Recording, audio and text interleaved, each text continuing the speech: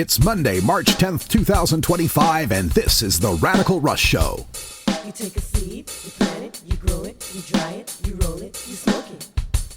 You take a seed, you plant it, you grow it, you dry it, you roll it, you smoke it, and it goes down smooth. Hey!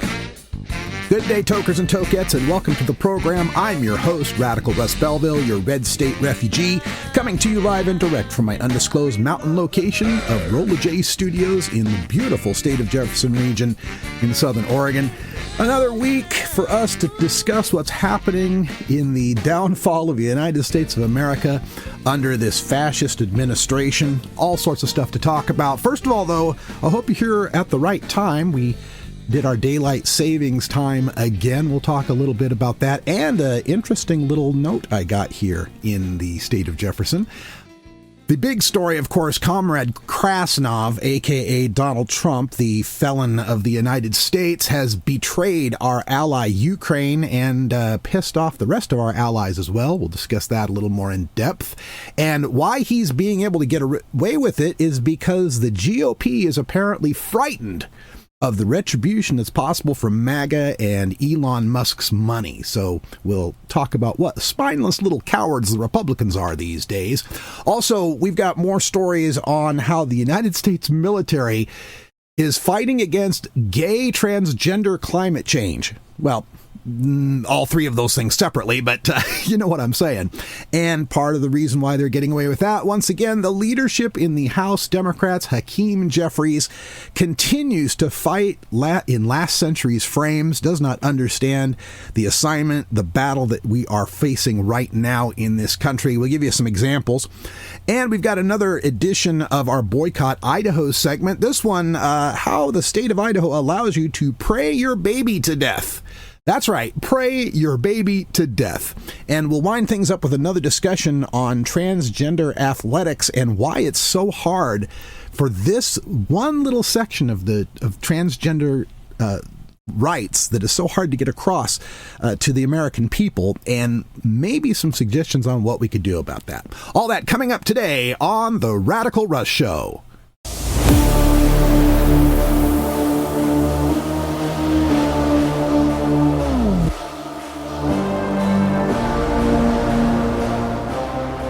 Well, this weekend was the daylight savings time. Everybody's supposed to spring forward 1 hour, and boy, I don't know why we're still doing this daylight savings time thing, and I don't think anybody knows why we're still doing this daylight savings time. Every half a year when it comes up, we spring forward or we fall back. There's countless pieces out there in the media about why we have daylight savings time and why we no longer need daylight savings time and why people all across the country want to get rid of daylight savings time. In fact, here in the state of Oregon, we've got a law that is set to go into effect to end daylight savings time, but it'll only go into effect if both California and Washington also end their daylight savings time. So everybody's kind of sitting at the starting line wanting to get rid of daylight savings time, but nobody wants to jump and do it.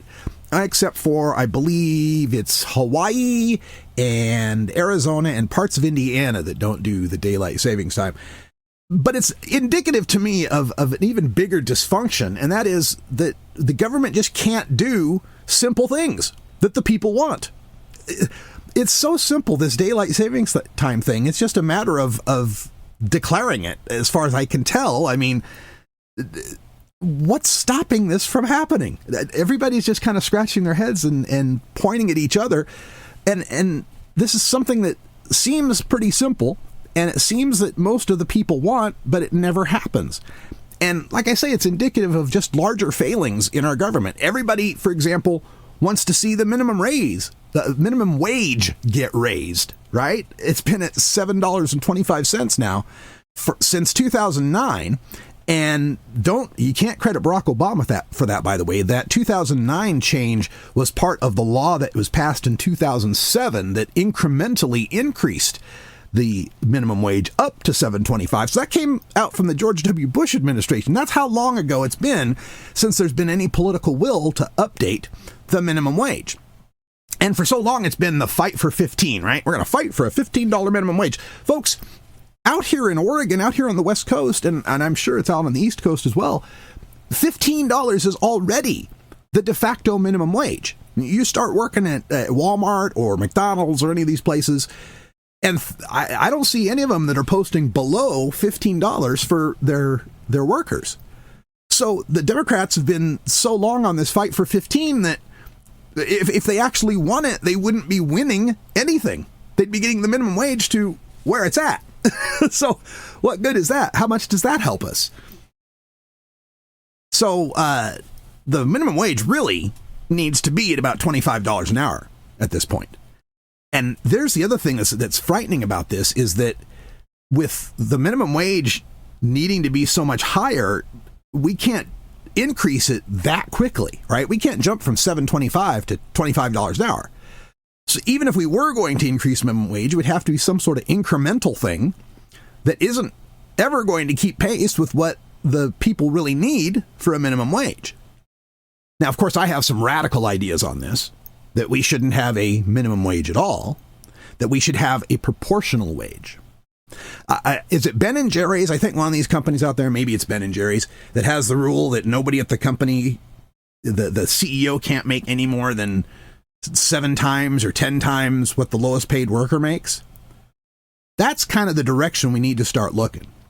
Because first of all, a blanket minimum wage really doesn't work across the country. I told you, $15 an hour is about the minimum wage here in the West Coast. But, you head back to Mississippi or Arkansas, probably a lower wage you'd still be able to survive. And I believe, if I remember the statistic correctly, there's not a single county in the United States where working for a minimum wage will afford you a 1-bedroom apartment just to live. We need to have a living wage. We need to start getting a little more radical in our asks for what we want as a people. Nobody who's out there working 40 hours a week should be homeless, living in their car, depending on food stamps, depending on WIC, depending on rental assistance. If anyone out there is working 40 hours a week and still has to run to the government for some extra assistance, that's the government subsidizing the profits of those companies. I'm looking at you, Walmart. All profit, first of all, is stolen labor. Let's just get that right out in the open. If you make a widget and you pay people $10 to make that widget, and the widget's worth $15, you've stolen $5 of their worth. Now, I don't want to get into a huge treatise on economics, but let's just understand that was part of the social contract in the first place, was that labor would give up their time and their bodies in exchange for a living wage, in exchange for not having to go out in the woods and forage and build, a structure and kill and trap animals and stuff, right? So that we could all have a civilization. We decided, okay, some of you get to be owners. You get to own things, and because you owned something, you get to make profit. You get to make more money than what you could make by yourself. You get to employ people.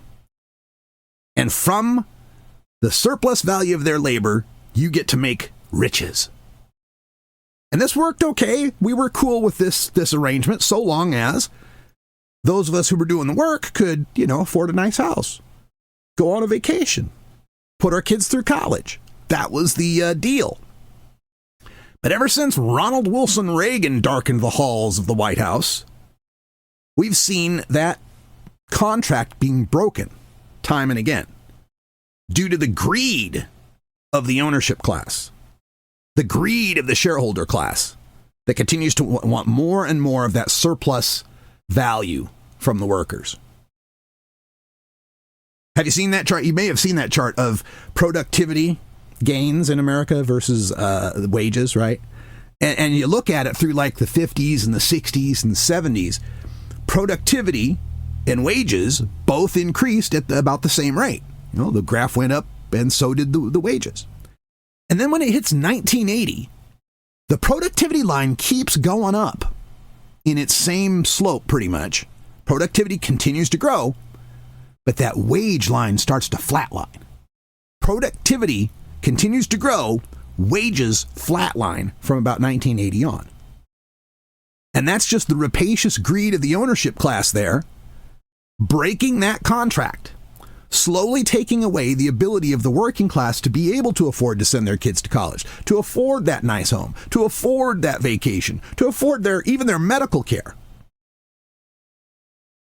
And this can't go on much longer without there being some serious repercussions, and especially the way the Republicans are tearing down the safety net now. Wait till those Social Security checks stop flowing. Wait till those Medicaid coffers start drying up. Of course, that's what they want. They want to see the people out in the streets crazy and rioting, and then they can declare martial law and shut us all down and not have any elections anymore. Kind of where this is going. But it's just the simple things, raising the minimum wage, changing the daylight savings time, these little things that everybody wants, but somehow our leaders can never get around to changing it.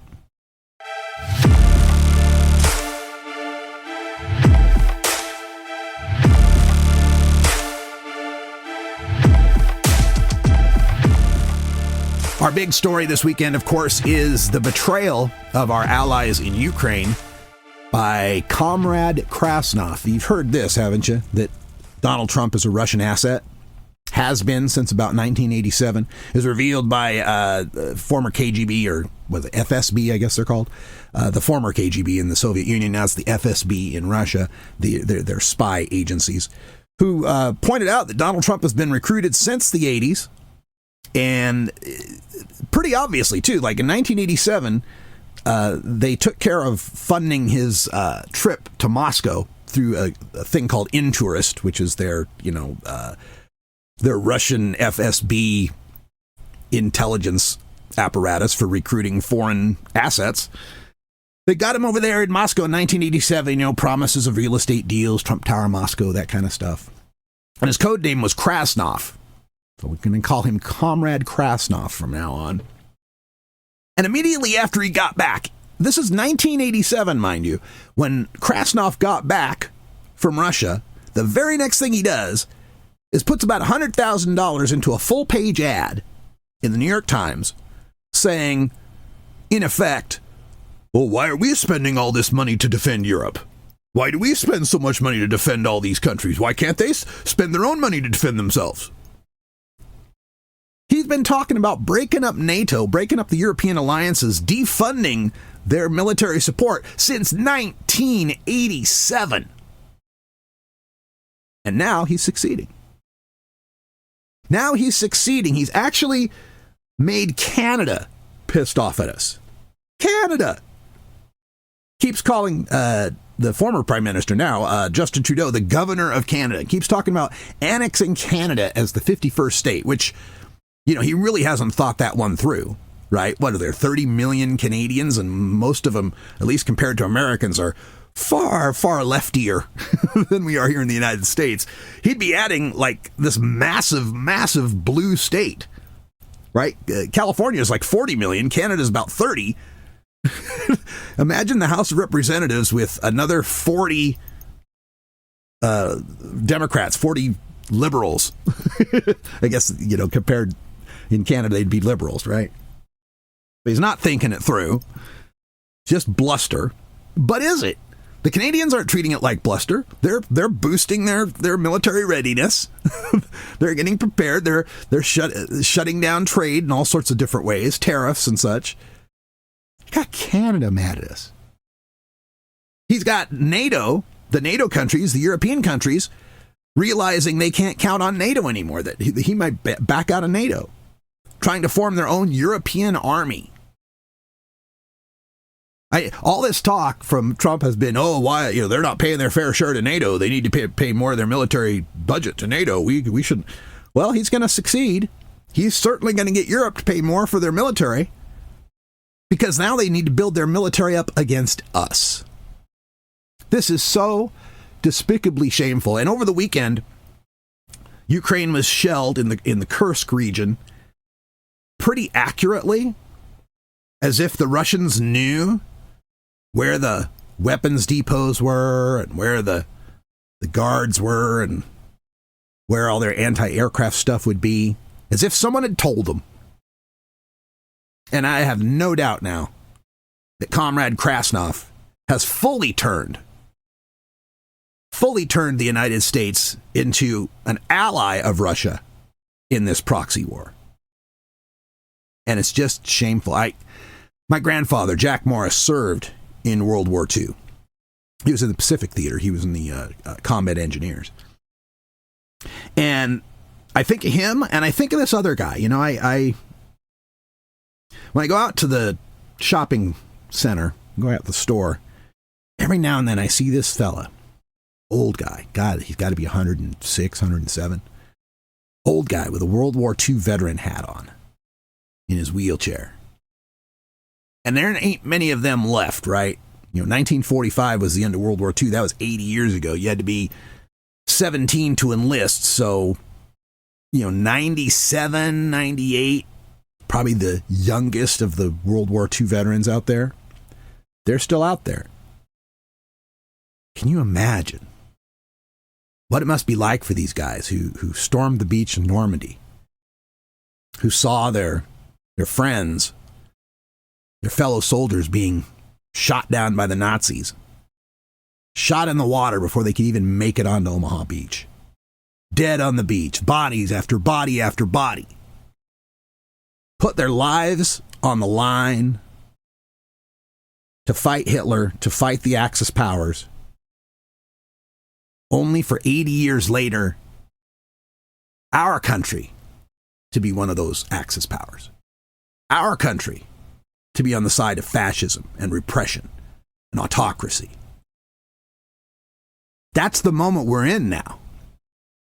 What's that meme? We are the baddies. We are the baddies now. And we are the German people in 1940. That's where we're at right now. It's shameful. I've been upset in the past about some of the things the United States has done, but I've never been ashamed before. Never been ashamed of my country like I'm ashamed now. Ashamed to our European allies who now have to deal with the fact that the United States, the world's largest military, whose military budget is equal to the next 12 countries combined, 9 of whom are our allies, or at least were. And now we're the bad guys. And what are we going to do about it?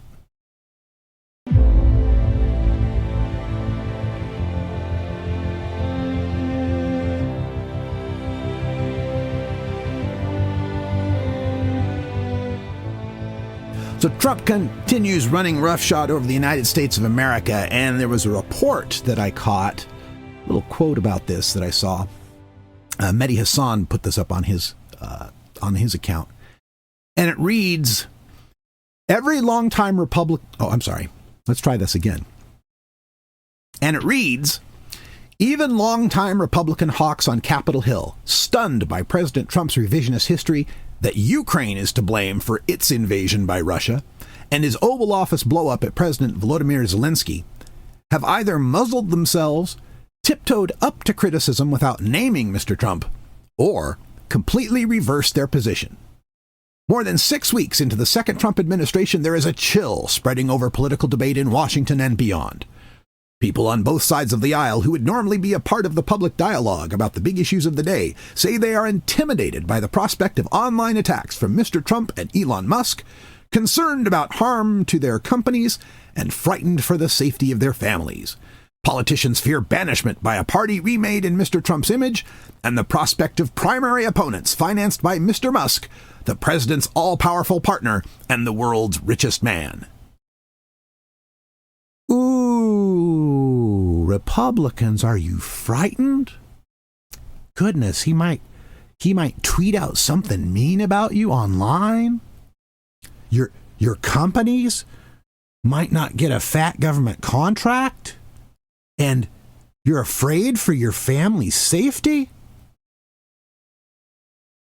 I bring this up because this little bit of whining from the Republicans comes on the 60th anniversary this weekend of the march across the Edmund Pettus Bridge in Selma, Alabama, where John Lewis got his skull cracked open, and so many other African American and other civil rights fighters faced dogs and cops and billy clubs and jail. I wonder if Dr. King was ever frightened for the safety of his family. These abject cowards, these absolute portraits of wimpocracy here, can't handle a tweet or a primary. How pathetic are you? People died in the civil rights movement. Little girls' houses were bombed. Little girls had nothing to do with it, just children. They were bombed. People faced the Klan putting crosses, burning crosses in their yards, and you Republicans are afraid of a mean tweet. Whatever happened to your oath of office to preserve, protect, and defend the Constitution? Oh no, can't do that. Somebody might primary us. I'll be out of a job of what? Doing what? Being a yes man to the fascist in chief? How far this Republican Party has fallen. How pathetic are they that this mobbed up con man reality TV show fraud, adjudicated rapist, 34 times felon, twice impeached idiot has a stranglehold on your party. I'd be embarrassed to call myself a Republican at this point. To know that you're just a toady. There was another bit of data visualization that I saw, a nice little chart, which was the favorability ratings for Volodymyr Zelensky, the president of Ukraine. And it was breaking it down by Democrat, Independent, and Republican. And, you know, the Democrats generally have more support for Zelensky, and the Independents a little less, and then the Republicans less than that as you go across this chart, you know, but the lines are pretty much, you know, following each other. Until you get to that Oval Office meeting, that ambush of Zelensky by J.D. Vance. You're not saying thank you enough. And Trump getting all pissy with him, right? After that happened, Volodymyr Zelensky's approval rating among Republicans plummeted like double digits. And the Democratic and Independent lines, well, actually, Independent line went down slightly, and the Democratic line went up slightly. But we've got a Republican Party now that doesn't really believe in anything but what Mr. Trump says. They've already flip-flopped completely on Ukraine. What next will they give up in service of their orange mammon?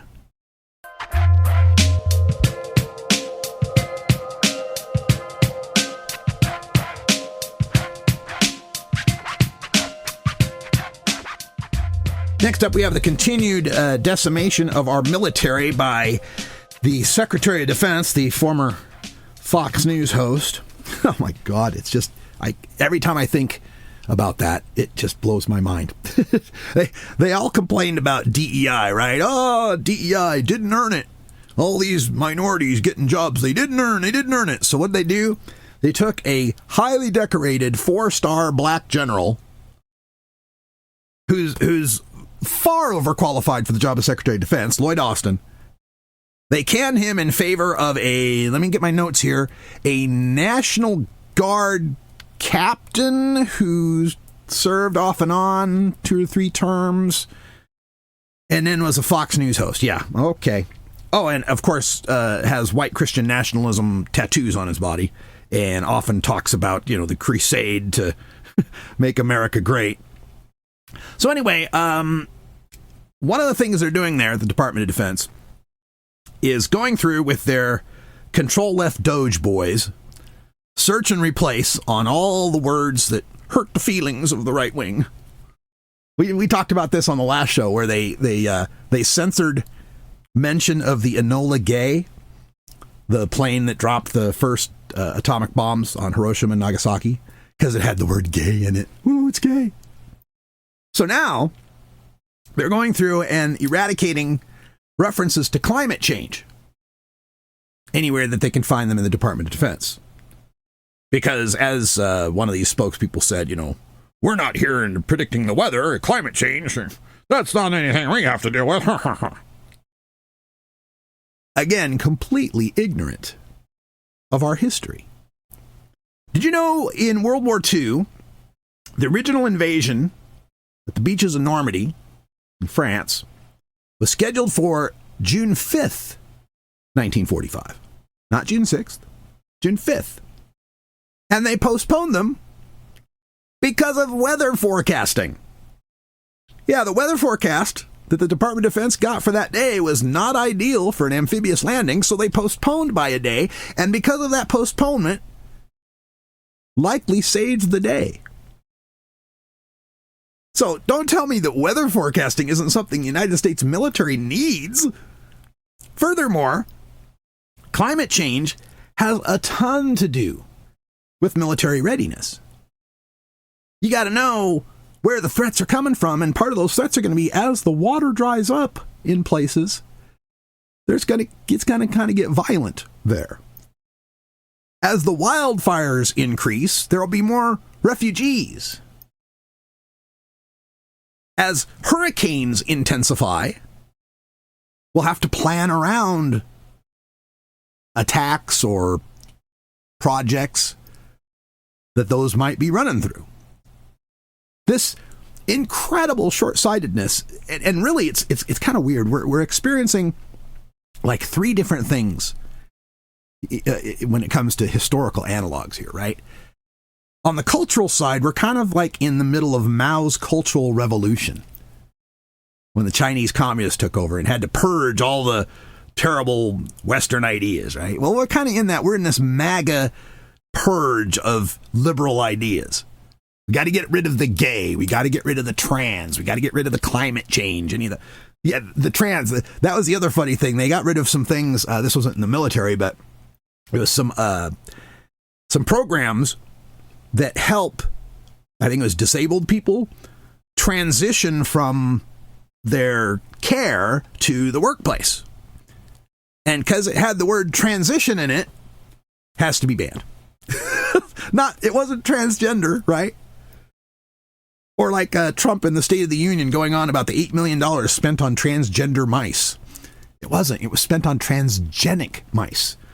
Mice that can foster the genes of other species for testing, right? Test out human drugs on these mice because they're transgenic. So it's just this reactionary go through, with a blunt force, take a hatchet when you need a scalpel to anything with the word gay, trans, or climate change in it. And it's just making this country a worse place.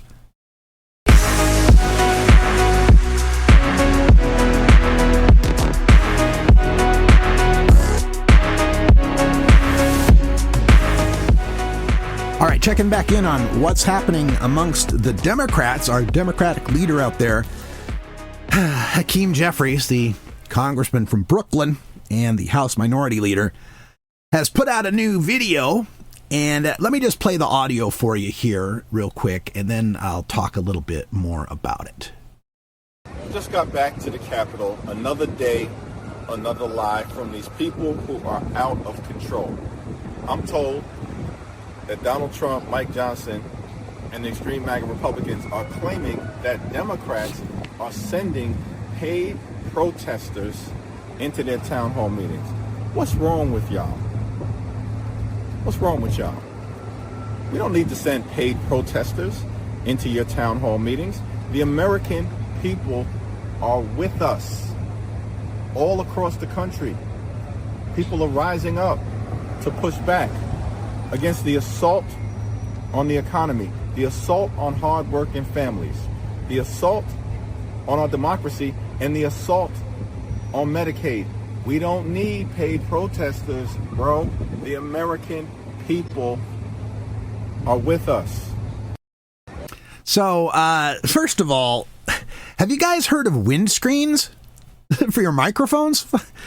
It's just, it's so sad. This video, and if I could show you the video, man, I've got it posted on my Blue Sky account. You can follow that at radicalruss.com on Blue Sky.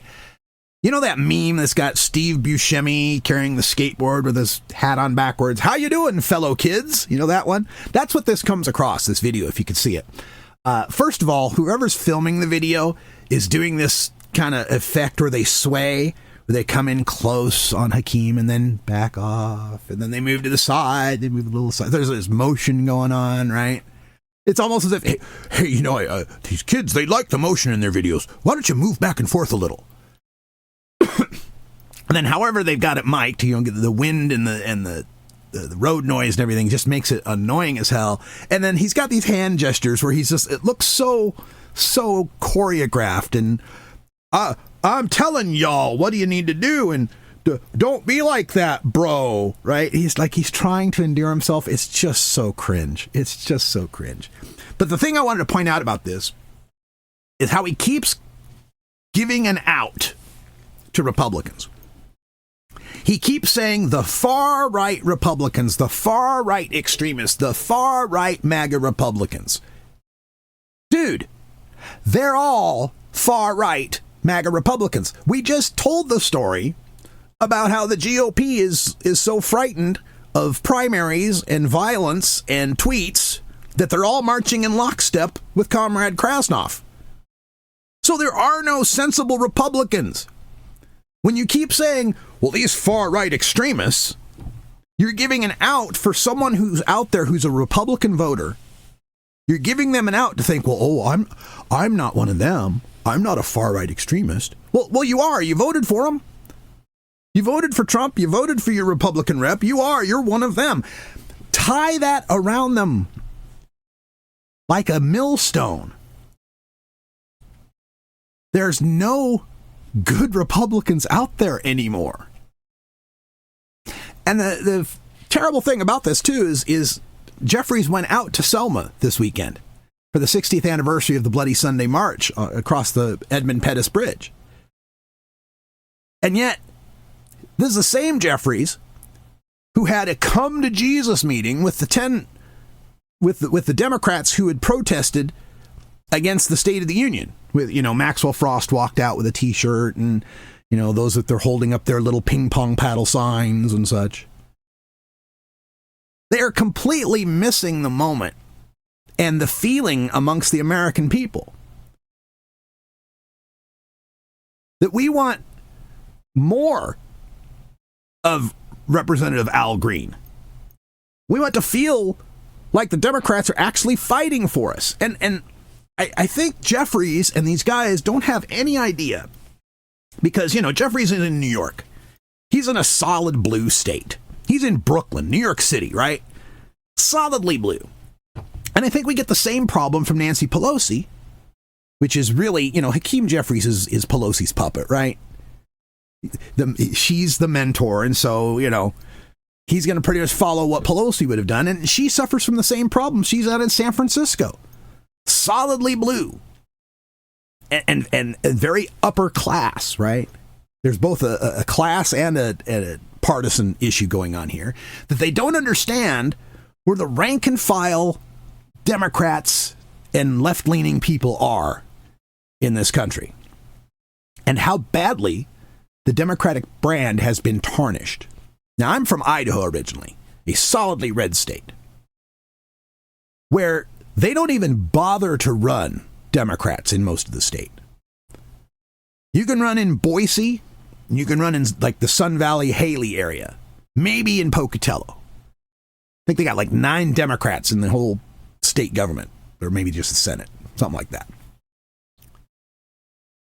And I was listening to a piece the other day as well. This was from the guys out at the Bulwark, those center-right guys, who had a post up that said that Democrats need to step aside in some of these red states and just not run anybody and let independents run in their place because the Democratic brand is so bad.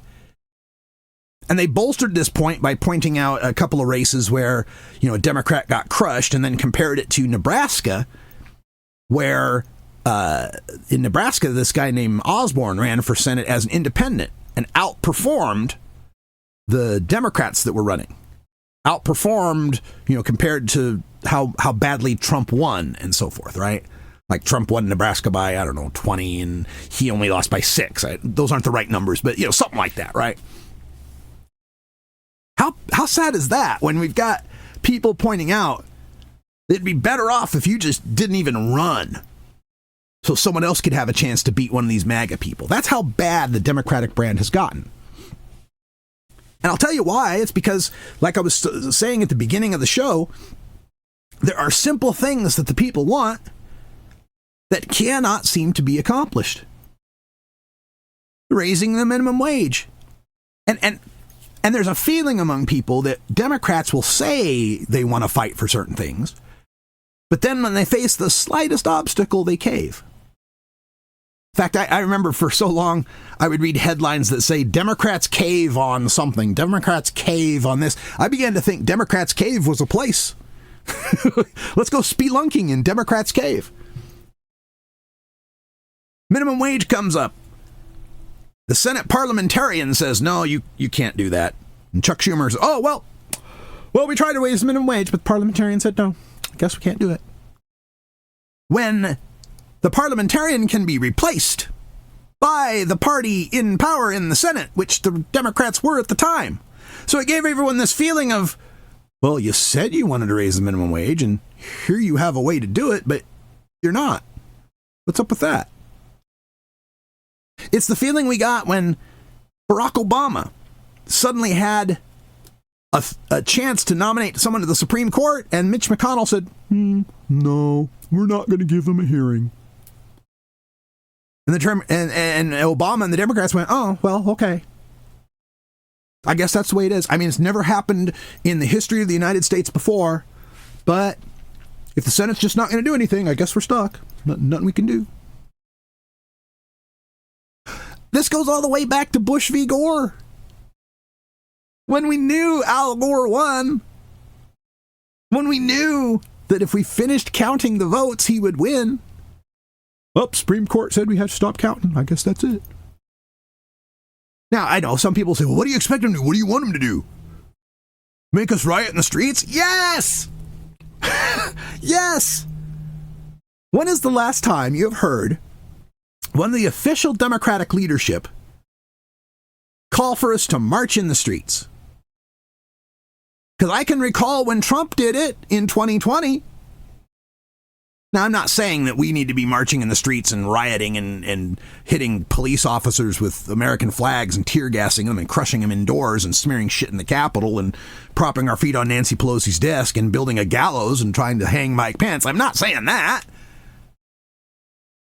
But the people right now are so hungry for one of our leaders to say, you know what, enough of this shit, take to the streets.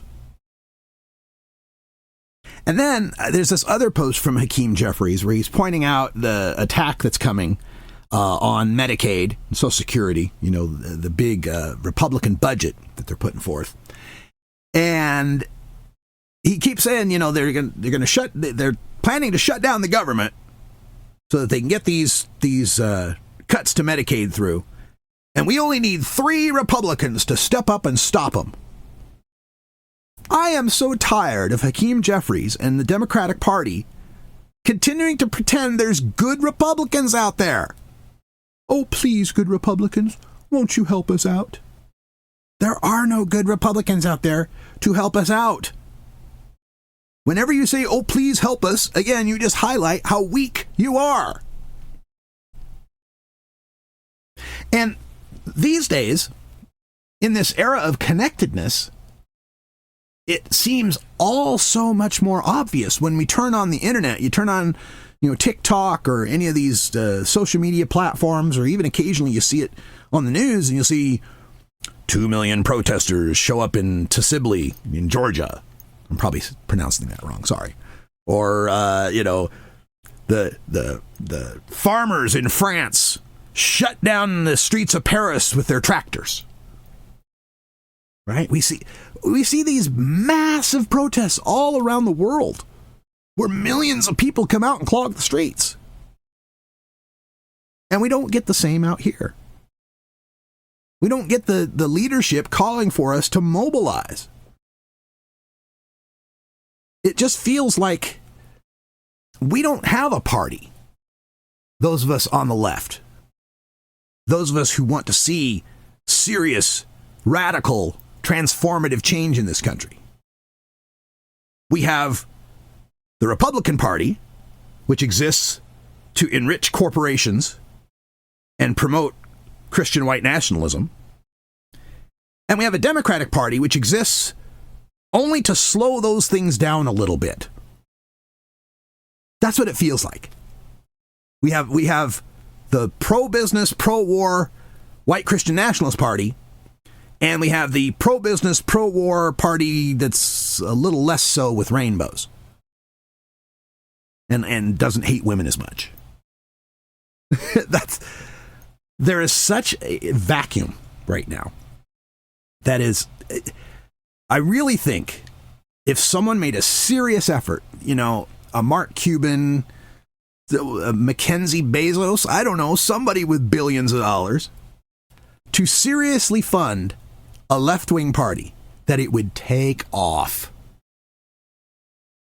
Because the Democrats can't be that party anymore. I just see them as being too compromised at this point. Too in love with their donor class.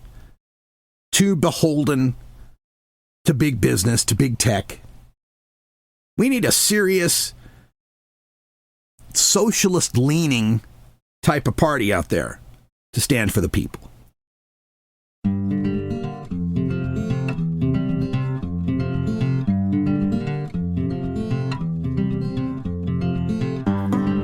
All right, that sound means it's time for our regular Boycott Idaho segment, calling on everyone to boycott the Idaho potato and all products from the handmade state. We've already told you about Idaho's horrific abortion laws and how they are causing women to die, causing OB/GYN professionals to leave the state, to shut down maternity wards in Idaho. And we also talked about their anti-drug amendment in the last episode, how they're trying to make drugs the only thing that citizen initiatives can't modify, because they're terrified of a medical marijuana initiative. In the state of Idaho, it is perfectly legal to pray your baby to death. Let me elaborate on that a little bit. So, in the state of Idaho, they have what is called a faith healing exemption when it comes to homicide. And it focuses around this Christian cult. And I have a little knowledge on this because my ex-wife was raised in this Christian cult. They're called the Followers of Christ Church. And this church, this sect, was co-founded by her grandfather. Okay? Now, it's one of these extreme Christian sects that believes, no dancing, no makeup, women have to wear long dresses, keep their hair in buns, those kind of people, the under his eye type folks. But they also completely eschew any sort of medicine and doctors. Under their faith, they believe that only Jesus can heal, only God can heal.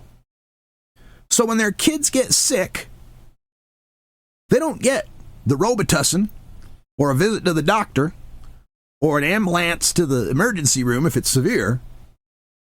They get prayer. They get laying on of hands. That's right. And if the kid dies, when easily treatable medical conditions are ignored, when penicillin would fix it, when, a surgery would fix it, and the kid doesn't get it because all their parents want to do is pray for them, and that kid dies, there can be no charges filed. In the state of Idaho, that person who just let their kid die will face no charges.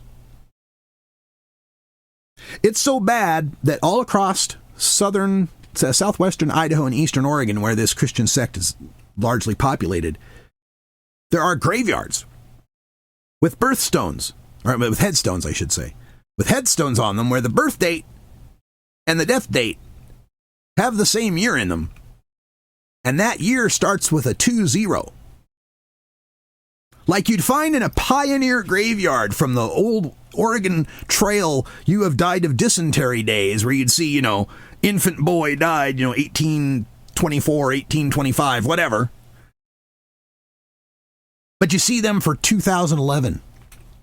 Infant baby died in 2011. Stone after stone after stone of these dead kids. It was so bad that my ex-wife, when she was 11, she had suffered a facial, basically cracked her face open. Okay, she was riding in a bunch of kids were in one of those water slides, right? And the first bunch of kids hit the water at the pool, and then she came flying through face first on someone else's skull and broke her nose and broke her cheekbone, right? She got no aspirin, she got no painkillers, she got no trip to the doctor. She got a swollen face, bruised up, a nose that didn't reset right so that it was pointed off like 30 degrees from the center of her face. I mean, we're talking devastating to a 10, 11-year-old girl here, who then had to go through junior high and high school facially disfigured, when had she been taken by ambulance to the hospital, they would have set that nose, they would have fixed that face, she'd have been fine. Thank God it wasn't something that was deadly that could have killed her. She literally did not take any medicine, not even an aspirin, until she was 18 years old, when she was finally an adult and could do so without their control over her. So yeah, you need a reason to boycott Idaho? There's a good one. A state that will let you, a state that ostensibly calls itself a pro-life state, a state that is so in love with the fetus, they make it so you can't possibly abort it. But if you birth it, you can pray it to death. Make that make sense.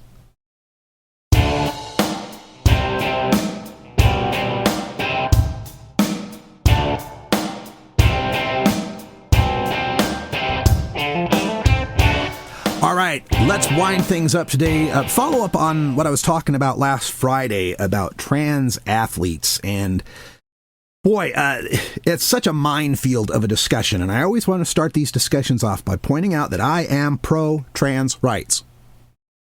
I am pro-trans rights. Absolutely pro-trans rights.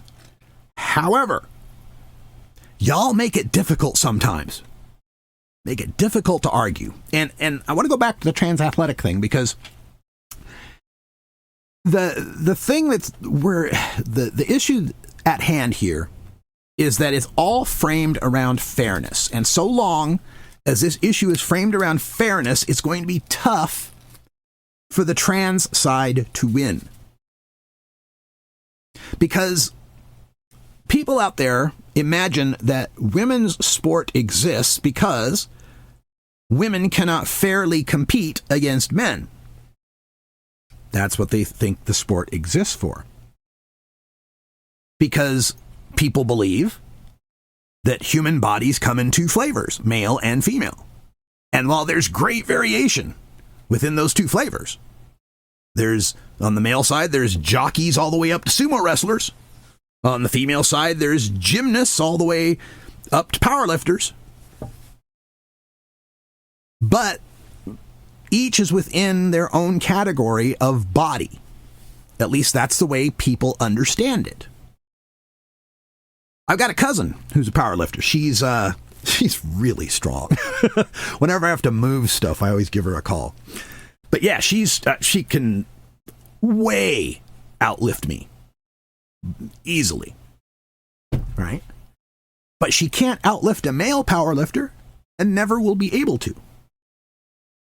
So, when we're trying to promote trans kids, and again, this issue is almost always around trans girls. Although there was that case in Texas where the trans boy, born female but is now transitioned to male, is still forced to wrestle against girls because of the Texas laws, right? But this this trans boy has been taking male hormones and steroids, and so it's completely unfair to the girl she has to wrestle against, right? That's how absurd it gets when you say you have to, stay with your own gender, at least on that side of the equation. But what makes this difficult for people are some of the cases that they've seen, because the anti-trans side is going to find the most extreme cases they can to try to freak people out. And I got 3 cases that make the trans athlete argument hard for me to argue to people. Now, in a case where we're talking about, a trans kid who's, transitioned at 7th grade, right? Has been taking puberty blockers and is now a high school sophomore, and she wants to race against cis girls. That's that's one category where I think we can make a pretty solid argument, right? Hey, she hasn't gone through male puberty. That's been, mitigated. They're the same age. They're roughly, the same build. All that's we can make a fairness argument there. But early on in the trans athlete discussion, we had some cases that got highlighted that made it really difficult. One was the case of Laurel Hubbard. Now, Laurel Hubbard is a trans powerlifter, I think out of New Zealand, maybe. And Laurel was like 37, 38 when she started this weightlifting, right? And before she transitioned, she had been a male weightlifter, and not a very good one. As competing on the male side, before taking hormones, before transitioning, as a fully functioning male, this person was not a competitive weightlifter in any way. Middle of pack, mediocre weightlifter. But then transitions at this late age of 37 or whatever it was, and then comes out there and starts winning in weightlifting in the women's classes, to the point where some 21-year-old Tongan girl who'd been working her whole life for this was unable to get a spot in the Olympics because this person who's middle-aged and a mediocre male weightlifter transitions and is suddenly a female weightlifting star. And I think people see that and they go, that can't be fair. That can't be fair to transition so late in life and be 37 competing at the elite level with 21-year-olds. There was a similar case. I can't remember. It was some Division II school, I think, basketball, where female trans athlete was middle-aged again, 40s or something like that, and was like 6'8", and goes and plays on the women's college basketball team, again, with 18, 19, 20-year-olds.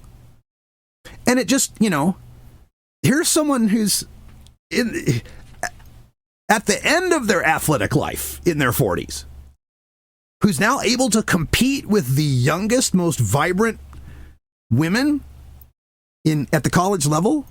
People see that and they think that can't be fair. The other thing that's not fair about, at least, with respect to basketball, is the fact that height makes such a difference in basketball, right? And when you look at the WNBA, been there for decades now. In the WNBA, throughout its entire history, there has been one player over 7 foot tall. Margot Didek was her name. 7'2". Because there just ain't a whole lot of 7 foot tall women out there. But in the NBA, damn near every team has a 7-footer. So, if we're going to continue to allow trans athletes to participate, statistically speaking, those trans women as a set are going to be taller than cis women. And someday there's going to be 2, 3, 4 7-footers in the WNBA, and they're all going to be trans women. And eventually, this might get to the point where They need more 7-footers in the WNBA, so there becomes more active recruitment.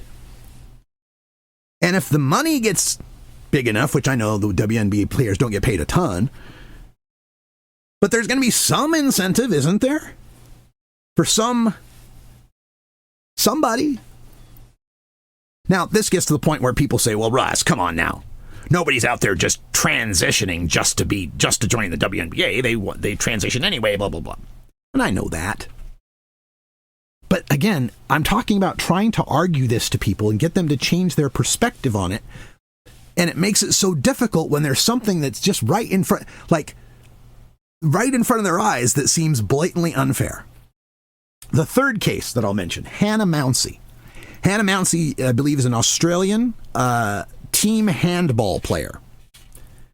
And so when the picture that came out with this one was Hannah Mounsey, who's 6'2", 220 pounds, being guarded by this little 5'4" Muslim woman because she had the sports hijab on, right?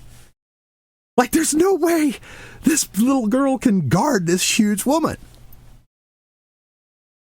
Now, you can make arguments in this case like, well, the women on American Gladiators were awful big. Laser, on American Gladiators was pretty big too. Kind of looked like Hannah Mounsey.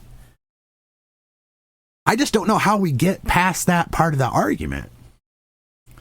And part of what the issue is here is most people are considerate and legitimate when it comes to these things, right? When it comes to being trans, it's not like people are faking it. It's not like someone saying, "Oh, I want to be the number one track star at my high school. I'll transition." That's obviously not what's going on. But people out there might think it, and I'll give you 2 examples why. Service animals and medical marijuana. So, the service animal thing, right? There are people out there with disabilities who are blind, people who have anxiety, people who have all sorts of different conditions can get a service animal. And there's places where animals can't go into. You cannot bring your dog in here unless it's a service animal. Now, the service animal rules are such that there is no official certification of a service animal, and you cannot pester someone about their service animal as far as, well, what does it do? You can't ask, does it help you because you're blind, right? You can't ask, right? So you have a system where it's all the honor system. And we trust that when you bring this dog in and you say it's a service animal, that it is an animal that helps you with your disability and therefore is exempt from the regular rules that prevent animals from being there. So, when you're at the grocery store and you see all these little purse puppies in the cart and the little poodle walking alongside, they've all got their nice little service vests that they bought from Amazon, right? How many of those do you think are really service animals? Yeah, maybe they all are, but really, come on. How many people have just said, you know what? I love my little puppy and I want to take him everywhere I go. So I'm going to go to Amazon, I'm going to buy this little service vest, and then I'll take him anywhere I want to go and no one's going to bother me. Right? There are people who take advantage of shit. There's also medical marijuana. That's my bailiwick, right? I came up helping people get medical marijuana.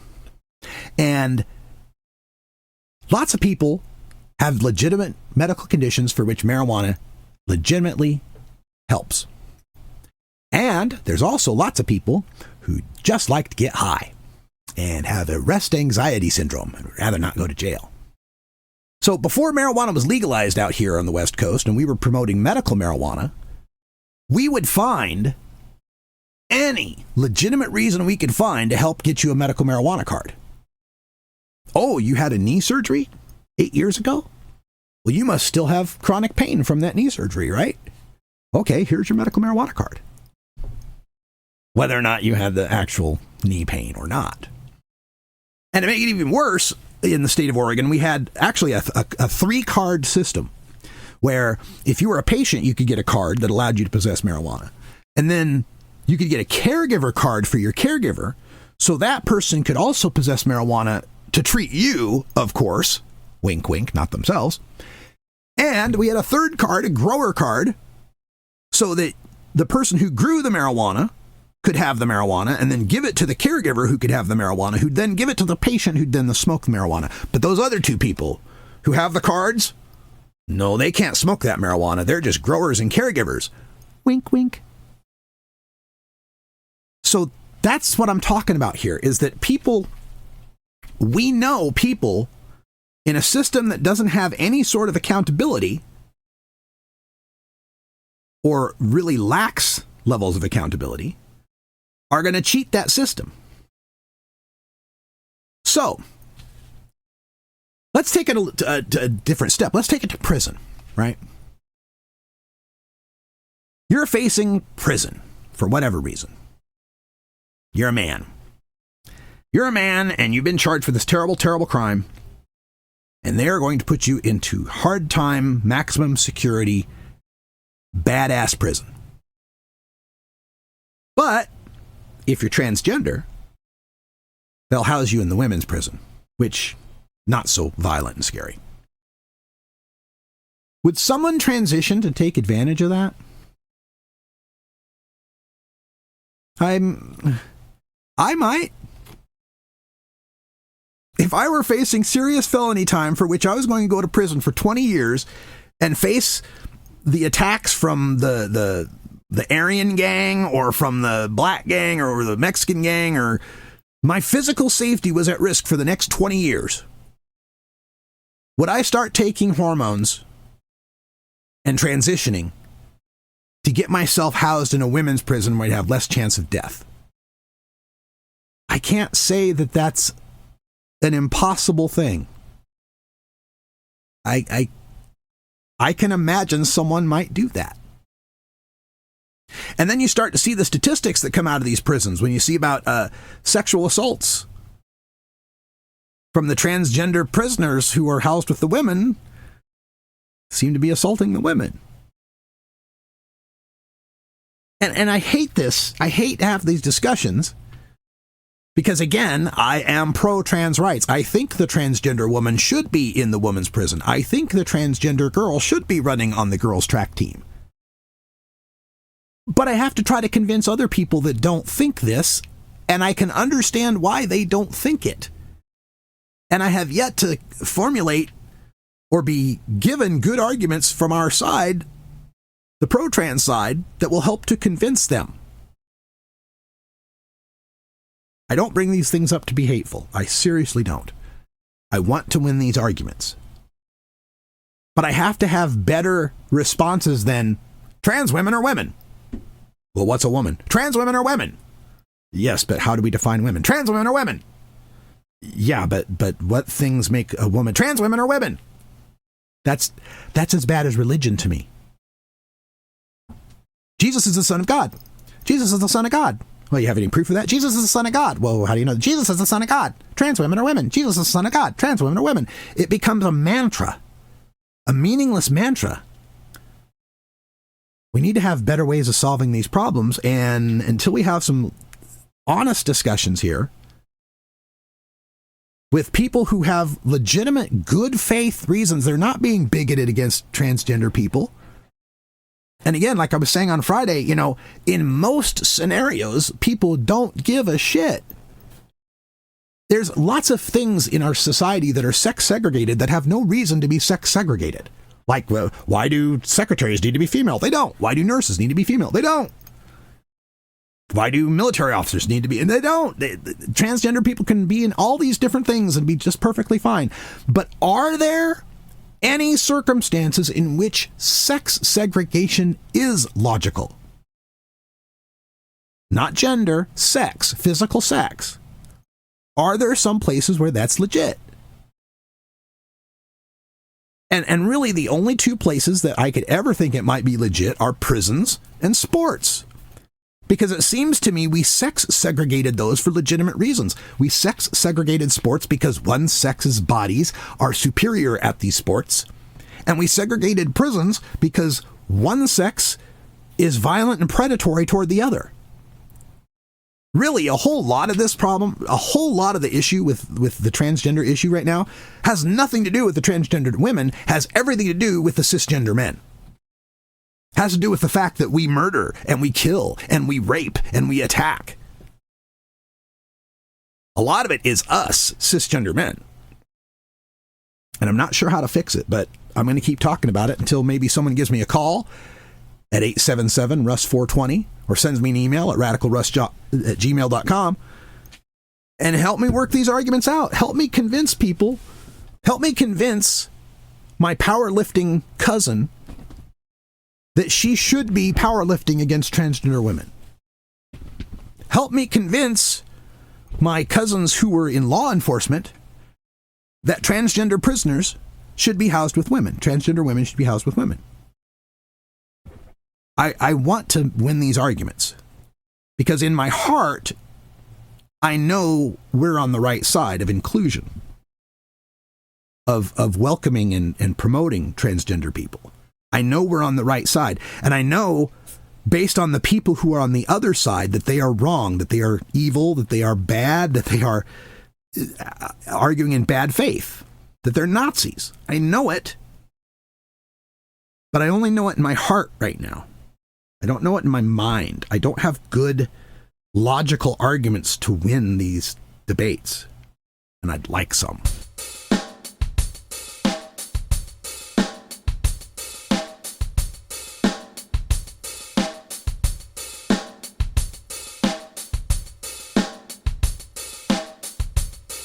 Then it goes down smooth. Hey! All right, that's all the time we got today for the Radical Russ Show. Thanks for joining us. And like I said, this is going to be now a audio-only podcast, and will be appearing every morning at radicalruss.com and Spotify, Apple Music, and everywhere else you get your podcasts. For everyone here at Rolla J Studios in my undisclosed mountain location,